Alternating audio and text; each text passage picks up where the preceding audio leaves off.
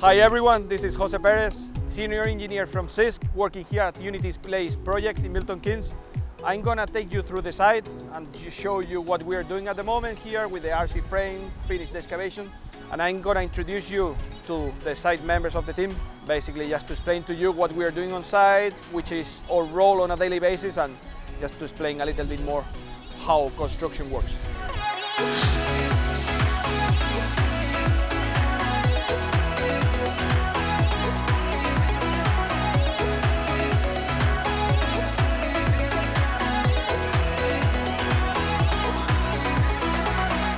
So just for you to know, we started this job in June 2020. Therefore, one of the biggest challenges we had on site here, it was to set up a safe environment, especially for COVID. So as you can see here, we have so many different turnstiles on the job, and we are implementing a one-way system all the time just to make sure people, they are not crossing between each other. So as you can see here, this is only entrance only, and this is exit only. And we are making this just to make sure everyone is in a safer condition. So that was a big challenge for us at the beginning, but we have implemented that. This place is a quite nice place just to brief the lads and just to explain to them what we are doing every day. So as you can see here, we have all the lifting operations board showing the logistics plan, the lifting team, the rescue team, and also the briefings we do on a daily basis. This job consists on the new construction of the Santander headquarters here in Milton Keynes. We are aiming to complete this job in Christmas 2022. We're going to have 8 stories high, which is going to be mainly open plan offices, and 2 levels of basement, which is going to be for car parking spaces, plant rooms, and cycle spaces. We are going to give to the client more than 1,000 car parking spaces and 565 cycle spaces on the job, which is going to release the congestion around Milton Keynes. As you can see behind you, we have the Milton Keynes Central Station, which is very busy at peak times. So we are going to help all the commuters to have more parking space around the job. We started in June 2020, and this was only a car park. So we started building piles. As you can see behind, we built 524 piles all the way down 17 meters deep. We started excavation, which is more than 140,000 cubic meters of soil. We started with a raft at the bottom just to make sure we support the building, which is 1 meter thick. And only that raft in total is 16,000 cubic meters of concrete. And then once we had that in place, we started building the vertical elements. As you can see here behind me, we have 6 cores on the job, and core 3 is the biggest one we have. As you can see, it's massive, and we are using a jump form just to make sure we build the core in advance, just to release the slab levels in earlier date. One of the key elements of this type of projects is the logistics. So we have to have a very strong logistics plan in advance just to make sure everything works at the same time. As you can see behind me, we set up a welfare really big enough just to make sure we have a safe environment for everyone working in this job. And also we have 4 tower cranes set up in advance just to make sure we can lift all the single elements around the whole site. Just to explain to you a little bit more about the frame, you can see behind me, we are using on the course jump forms elements, which are used using rails, hydraulic jacks, and platforms. So the way we do it is we pour one level of the core, and using this concrete structure, we lift the jump up. Therefore, the workforce can work on a higher level. If you see here, we are at the moment on the ground floor slab level, and we have the core at level 4, which is releasing the slab much earlier. Take into account that this frame program is about 79 weeks duration, and we are saving 15 weeks only because we are doing the jump forms. You can see behind me the concrete lorry. We have more than 30 lorries per day on average. The concrete goes straight away to the static pump, which is connected to the placing boom we have in front of me. And basically all the pipe goes all the way down the basement, which is connected to the placing boom, and I'll explain to you how we pour on the vertical elements. So as I said before, the concrete goes from the static pump all the way through a concrete pipe, all the way up to the concrete placing boom, which is the blue plant we have behind me, and directly goes from the pump to the hose where we have the concrete gang, just pouring the concrete at the moment. And apart from the hose we are using at the moment, we are using 2 vibrating pokers just to make sure we vibrate the concrete and it's homogeneous all the time. One of the best parts of this job is that every day is different for us, and we can see the job being built up and it's changing on a weekly basis, so it's a great feeling. One of the most challenging elements we have at the moment is the double height elements. As you can see behind me, we have double height columns and double height decking, which is going to be used just to build the slab on the level above. This is 8 meters high, and it's very challenging because, as you see, the temporary works we have to put in place are very complicated. At the beginning of the job, we set up external control points just to make sure we had all the perimeter covered. And as we go up, we are transferring these external control points to every level of the building, just to make sure we set up the job properly and we make sure everything is built as per the drawings. We are using total stations normally just to have great accuracy and have a high quality on the job. Another innovative element we have at the job is the liner wall, which is basically a concrete wall which covers the piles. This concrete is made of Sika waterproof concrete just to make sure the water doesn't go through the building and the basement. We are doing all the liner walls in one go, which is 6 meters high, just to make sure we release the slabs as early as possible. We started the excavation works back in July 2020, and we are aiming to complete these operations in 2 weeks' time, therefore in March 2021. As you can see behind me, we've brought a 21-ton long reach excavator just to make sure we finish the excavation, which is a little bit more complex at that location due to the lack of room available for the machine. Well guys, I'm going to leave it now to my colleagues. They are going to introduce themselves and they're going to explain to you what they're doing on a daily basis on site. Hi, I'm Joe. I'm an apprentice site manager with Sisk. So I started with Sisk back in September in 2019. I previously used to drive heavy machinery like the ones over there. So since then I joined Sisk as I wanted something with a bit more challenge, a bit more thinking and a little bit less pulling levers. And so I started with an apprentice site management with Sisk. My role when I turned up was to help with the installation of the cabins behind us. I set up the temporary services for those, making sure that they were all set up and in place for our move-in date just at the end of October. And so that was what I started off doing.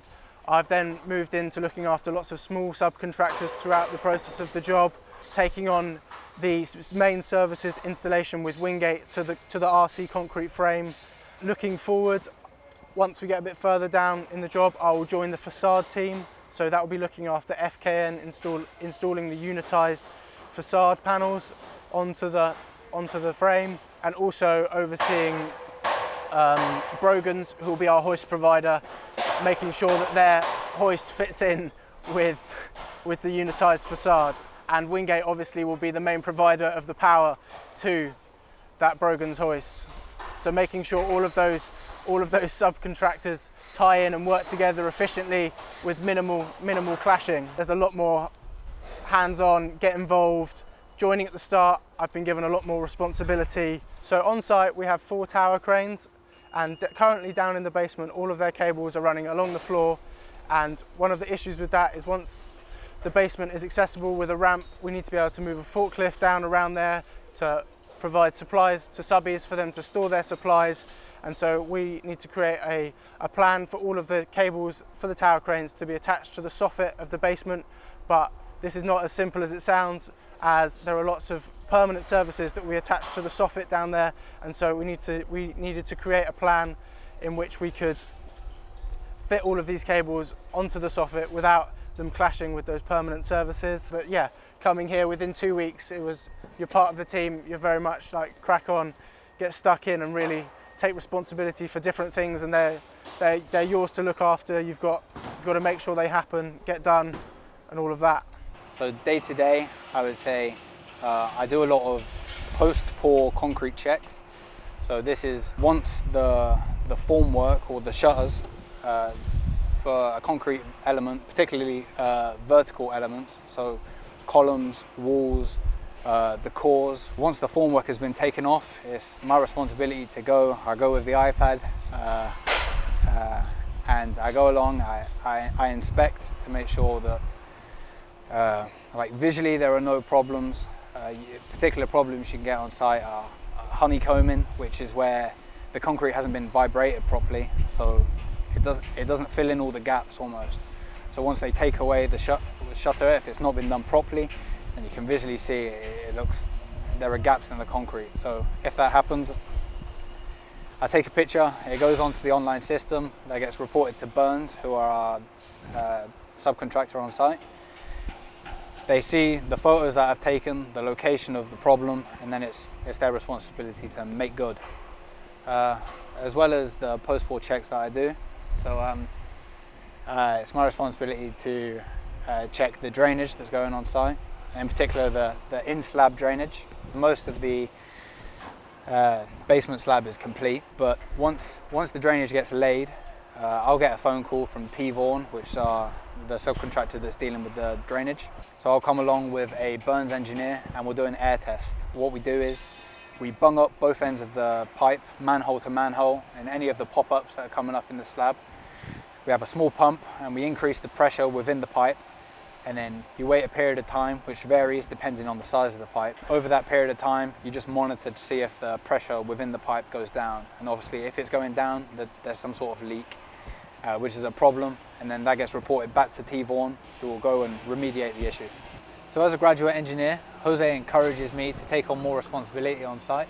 An example of this is we had subcontractor CET come to visit site to do CBR tests, which measure the settlement of the ground depending on how much force is put down. So this involved getting one of the 20-ton excavators. You set up a plate, which I think was a diameter of 450 mil, and a hydraulic jack. You move the digger over the plate, and you essentially load the plate. You have like measuring devices that measure the settlement of the plate.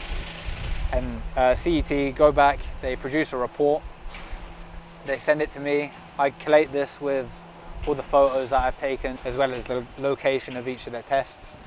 And then that gets passed on to Jose and Aiden, my project manager.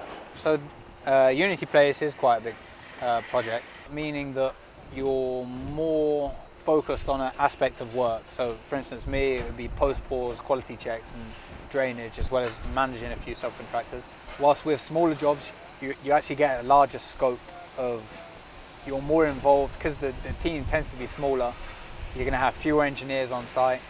You're going to be more involved with an array of different things. I get the opportunity to really sort of like hone that skill, become more comfortable with it, and when I eventually move on to my next project, I'm going to, you know, if I need to say look after the drainage again, like I know where I'm at. A lot of what we do is, me and Chris as like the site engineers here, it's a lot of checks, like once the work's already been done. On a self-delivered job, the Sisk engineer is in charge of like all the setting out.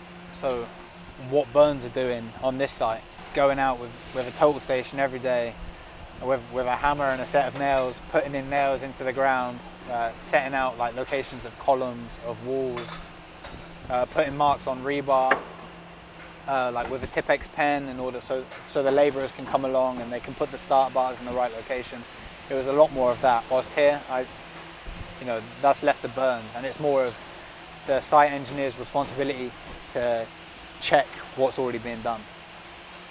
My name is Chris Lawrence. I'm site manager in the Unity Place, and I will be delegated now for the role of logistics manager on this site.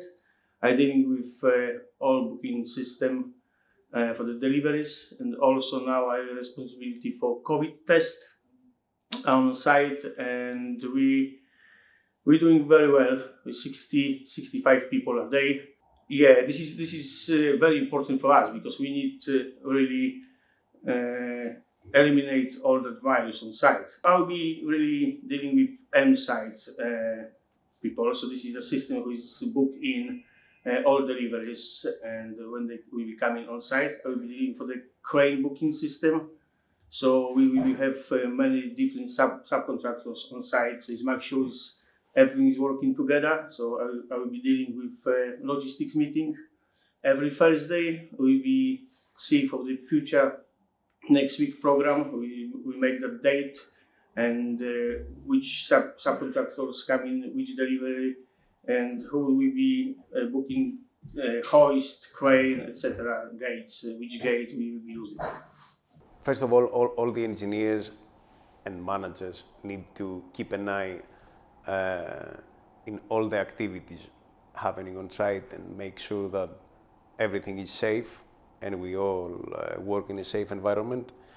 But apart of that, I am the site induction manager. That means that every day we need to, for all the new people coming to work on site, we need to make sure that they all, that we check their paperwork and they have a CACS card and the right to work, and then to orientate them to make a presentation about the site, our welfare, and to give them all the essential information. I would say that I spend something like 60–70% of my time in the office now.